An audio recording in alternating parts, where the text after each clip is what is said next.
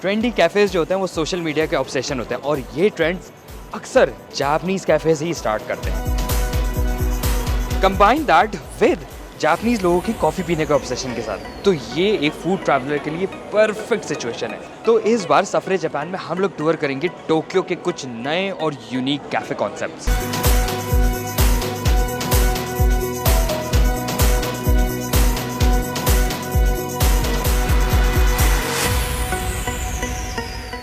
हमारा first stop है ऐसे कॉन्सेप्ट पे जो कि जापान से स्टार्ट होकर अब दुनिया में काफ़ी फैल गया है। जापान का यूनिक कैट कैफ़े। मॉफ कैट कैफ़े हराजुकु के हार्ट में है और अगर आपको नेको कैफ़े यानी कैट कैफ़े का नहीं पता तो यहाँ आप रेगुलर कैफ़े की तरह ड्रिंक्स और स्नैक्स ऑर्डर कर सकते हैं, बट साथ में आपको कंपनी देने के लिए हर शेप और साइज़ की कैट्स होंगी। जापानीज़ घर छोटे होते हैं और अक्सर पेट्स अलाउड नहीं होते, तो इस सिचुएशन में ये परफेक्ट स्पॉट है एक पेट के साथ टाइम गुजारने के लिए। यहाँ आप एंट्री फ़ी देंगे और फिर जितना टाइम गुजारेंगे उतने ही आपके स्टे की फ़ीस होंगी।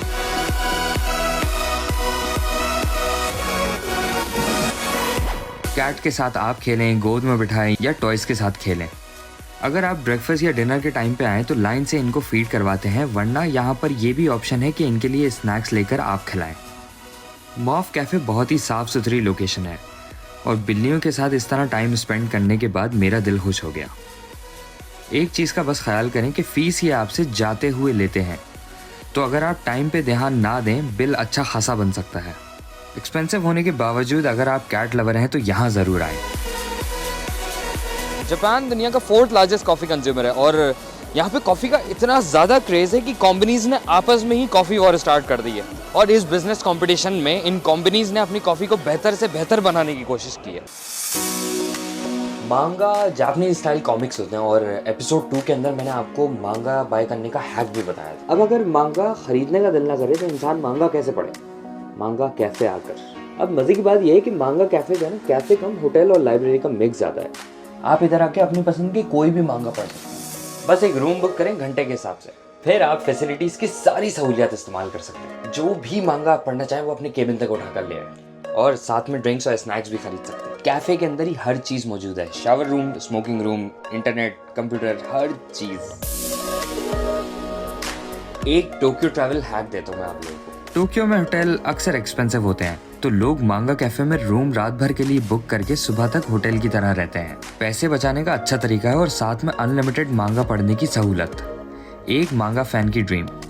स्पीकिंग ऑफ मांगा फैन के ड्रीम, नेक्स्ट एपिसोड में हम एक्सप्लोर करेंगे मांगा और एनिमल लवर्स के लिए बेस्ट लोकेशन आकिहाबारा। उसमें आपको और बताऊंगा जापान की फेवरेट एंटरटेनमेंट के बारे में। तो अगर आप क्यूरियस है कि एनिमे क्या चीज़ है या अगर आप एनिमे के ऑलरेडी फैन हैं, नेक्स्ट एपिसोड आपके लिए है।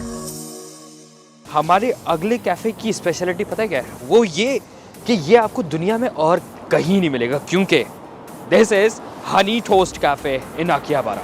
यहाँ पे बर्गर, कॉफ़ी, टी सब कुछ मिलेगा, लेकिन ये फेमस है अपने हनी तो के लिए। हनी तो मतलब honey toast, Japanese style honey toast. सबसे पहली बात यह है कि जापानीज टोस्ट जो होते हैं ना वो बिल्कुल अलग होते हैं, फ्लफी, फ्लोई और हल्के से स्वीट। लेकिन इस कैफ़े ने उन टोस्ट को इन्हांस करके कुछ ऐसे डेजर्ट्स बनाए हैं जिसकी कोई हद नहीं है, और इसीलिए मैंने ऑर्डर किया इनका हनी पुडिंग टोस्ट। ये है हनी टोस्ट कैफ़े इन आकिहाबारा।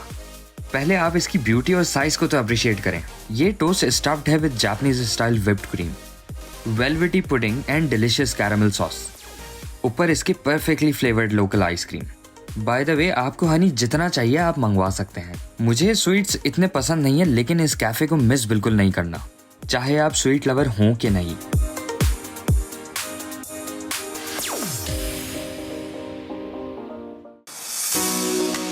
आज हमने अब तक के सारे महंगे स्पॉट्स देखे हैं, लेकिन यहाँ पे रोज़ रोज़ तो नहीं जा सकते ना, मतलब कभी कभार अपने आप को ट्रीट देने के लिए इंसान चला जाए। इसलिए रोज़ रोज़ कॉफ़ी पीने के लिए मैं तो 7-Eleven आता हूँ।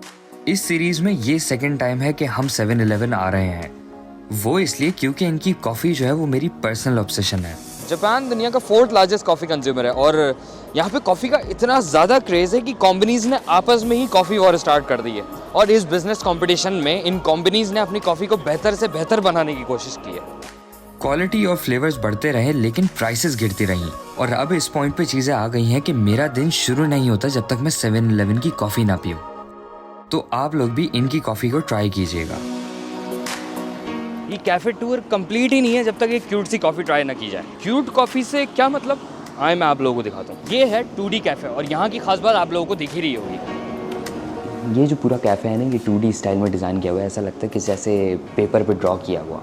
ये सिर्फ रेस्टोरेंट की स्टाइलिंग नहीं है, इनके मेन्यू आइटम्स भी कई ऐसे ही हैं। अगर 2D स्टाइल में कोई केक ना मिले तो इनकी ड्रिंक सिलेक्शन भी बहुत बड़ी है और शेव्ड आइस के पोर्शन मेरे सर से भी बड़े हैं।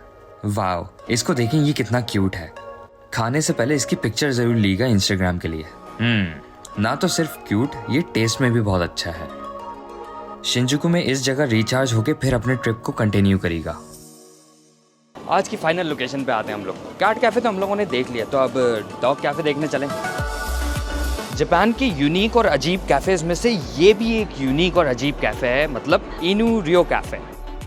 इस कैफ़े में अलग अलग किस्म के डॉग्स मिलेंगे। हाचिको जैसे वफादार डॉगी की स्टोरी तो हम आपको बता ही चुके हैं एपिसोड 3 के अंदर।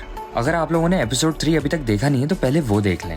उस स्टोरी को सुनने के बाद आपका दिल कैसे नहीं चाहेगा कि छोटे बेबी हाचिको से आपकी मुलाकात ना हो। अगर आपको पसंद नहीं है पपीज तो आप बेशक हाथ ना लगाएं, लेकिन थोड़ा सा हिम्मत करके ट्राई करें एक बार। सच बोलूं तो बचपन से मुझे थोड़ा डर लगता था डॉग से, लेकिन यहाँ के छोटे बेबी पपीज बहुत ही अच्छे ट्रेन हुए हुए हैं और ये बहुत क्यूट भी हैं। यहाँ हर 10 मिनट के हिसाब से चार्जेस लगाए जाते हैं और एक ड्रिंक लाजमी लेना पड़ता है।